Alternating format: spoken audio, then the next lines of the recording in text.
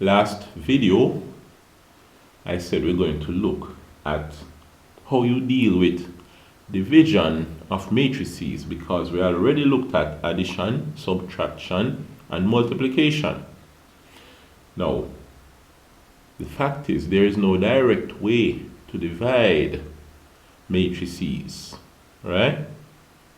You can't take the elements and divide them and say you have the answer. No. Now, what you see as my heading here is the inverse of matrices. Now, we're going to be looking at what is referred to as the inverse of the matrix later on.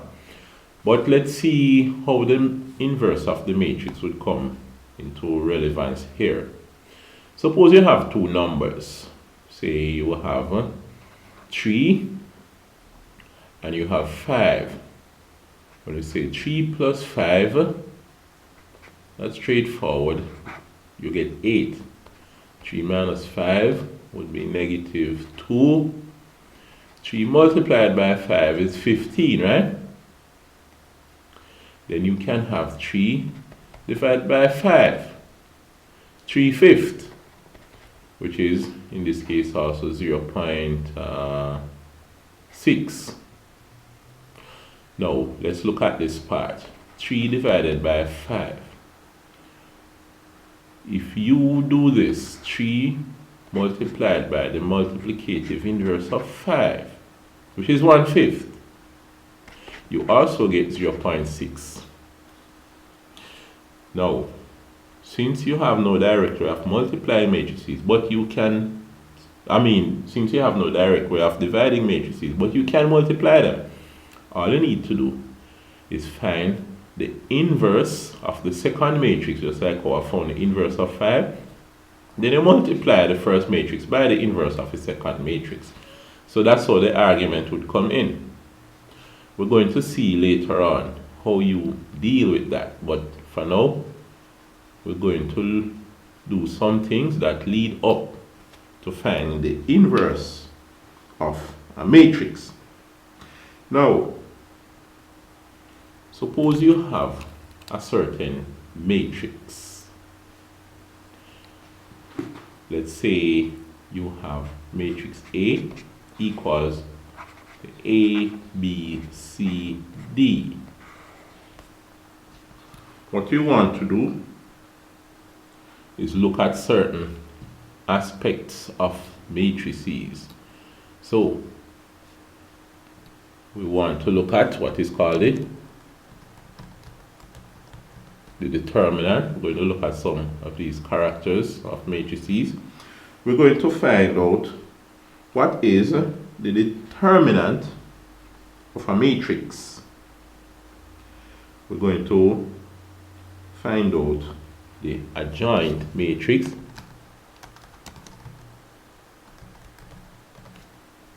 Right? We're going to be the adjoint matrix, and after that, that will lead up to the more the very useful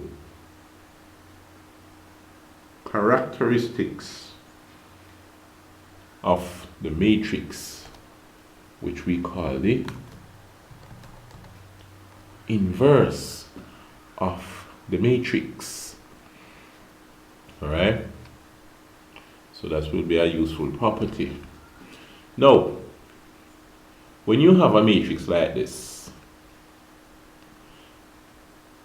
and we want to find what is called the determinant of that matrix, this 2 by 2 matrix, you say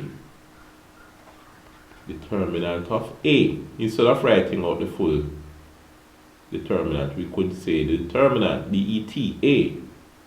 Another way we could put it is have 2 vertical lines and say A. It also means the determinant of A.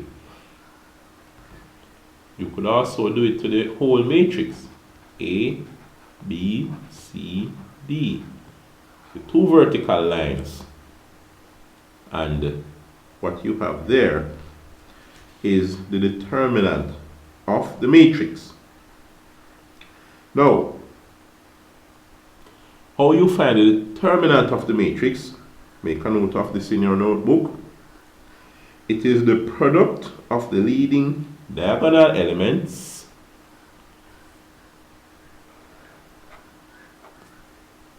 minus the product of the non-leading diagonal elements. You see that?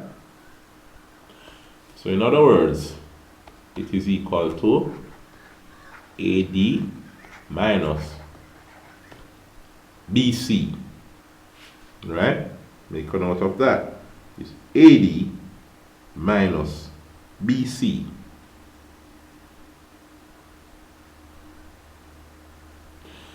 Now, having said that, there is a particular situation in which the determinant is 0.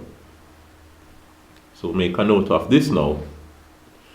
If the determinant of a matrix is equal to 0, then the matrix is said to be a singular matrix.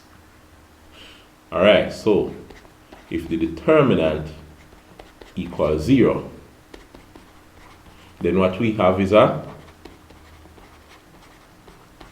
singular matrix. So if AD minus BC equals 0, then we have that matrix is said to be a singular matrix. Alright? It's a singular matrix. Now that we have done the determinant, let me just write what the determinant is up here and erase the rest of it. Is AD minus BC for this non-singular. Not non-singular, this 2 by 2 matrix. It can be singular or non-singular depending on the values of A, B, C, and D. But let me just erase these. You should have had them written down in a notebook already.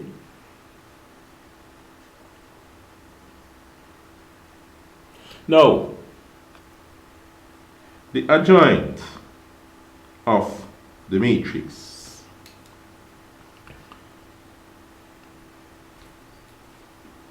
Here, when we have A, B, C, D like this, right? Then A, ADJOINT, A adjoint is D, A, you interchange A and D, minus B, minus C, you change the sign of B and C. So, make a note of it. To find the adjoint of the matrix, you interchange the leading diagonal elements and multiply the non-leading diagonal elements by -1. So in this case, you interchange A and D and change the sign of B and C. So remember, the leading diagonal elements are going from upper left to lower right.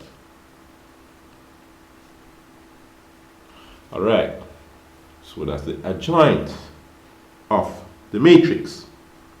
Right? Now,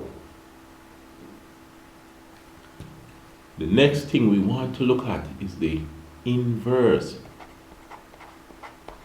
of the matrix. How you deal with the inverse of the matrix. What you will have to do is this. And by the way, just like how you write inverse as showing a superscript -1, is the same thing here. A inverse means A with a superscript -1. You could also write it as A, B, C, D inverse, like this. with the superscript -1, right? So that's the inverse of ABCD. Now, what it is equal to 1 divided by the determinant of A multiplied by the adjoint of A. So in other words, A inverse is 1 over AD minus BC for this matrix, multiplied by, where you interchange A and D, D up here, A down here, right? You switch these around, you interchange the elements of the leading diagonals, then multiply the non-leading diagonal elements by -1. So you change the sign of B and C. So there you have the format of your inverse matrix. That's the format of your inverse matrix. Alright? So we'll continue looking at this in a different video.